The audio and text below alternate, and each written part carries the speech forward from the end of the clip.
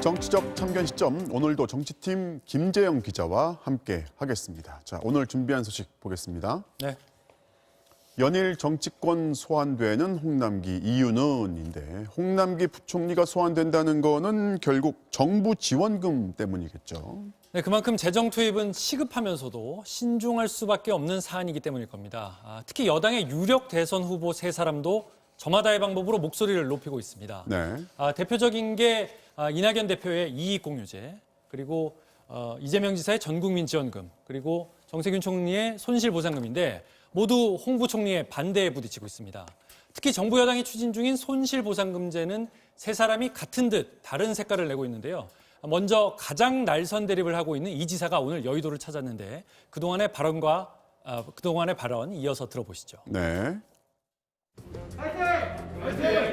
헌법상 재산권의 침해를 가하게 되면 상응하는 적절한 보상을 하도록 명시하고 있습니다. 국가가 영업 금지 제한을 가했으면 당연히 보상을 해야 됩니다. 수술비가 아깝다고 치료를 하지 않으면 병을 키우는 건 물론이고 자칫하면 목숨을 잃게 되는 일이 벌어집니다. 우리 경제도 다를 바가 없습니다.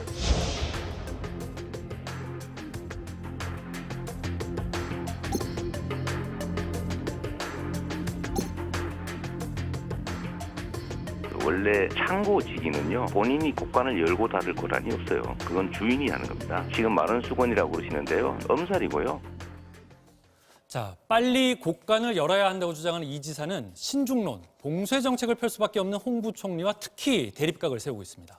자, 보편 지원이 누구는 주고 누구는 안 주고 이런 형평성 문제는 해소를 시킬 수 있는데 결국에 이제 재원 마련을 두고서 답을 내기가 어려운 거예요. 네, 그 부분이 특히 부딪히는 부분인데요. 이를 문제 삼는 또 다른 경쟁자도 있습니다. 네. 바로 이낙연 민주당 대표인데요. 새 대선 주자 중 가장 신중론을 펴고 있다 보니까 정부 입장을 살펴주고 이 지사만 견제하는 거 아니냐는 해석도 나오고 있는데 관련 발언 들어보시죠. 네. 기재부 이른바 곳간지기한테 자꾸 구박한다고 뭐가 되는 건 아니고요. 정치적인 결단이나 합의가 필요하다고 생각합니다. 그걸 가지고 그냥 독하게 얘기해야만 선명하다 그렇게 보지는 않고요.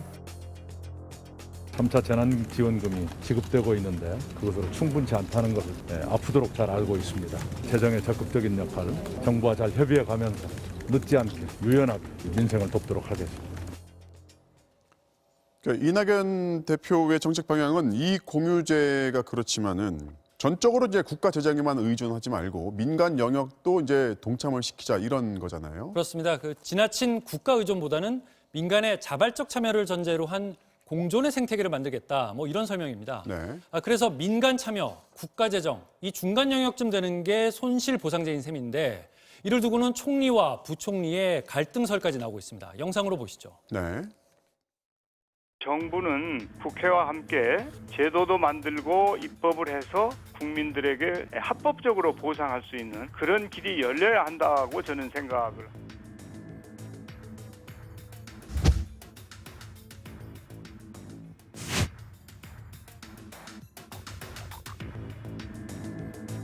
소상공인 자영업자에 대해 재정이 감당할 수 있는 일정 범위에서 손실보상을 제도화하는 방안도 검토해 주기 바랍니다.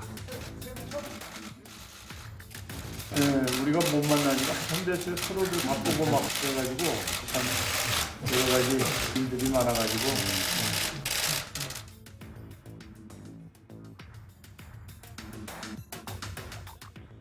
보상제를 논의하는 당정청 회의에 홍 부총리가 불참하면서 불화설이 정점에 이르렀거든요. 네. 그런데 어제 문재인 대통령의 발언으로 일단 중재가 된 모양새입니다. 특히 오늘은 홍 부총리가 지난해 경제 성과를 홍보한 글을 문 대통령이 자신의 SNS에 옮겨 실으면서 홍 부총리를 격려하는 듯한 분위기가 나왔고요.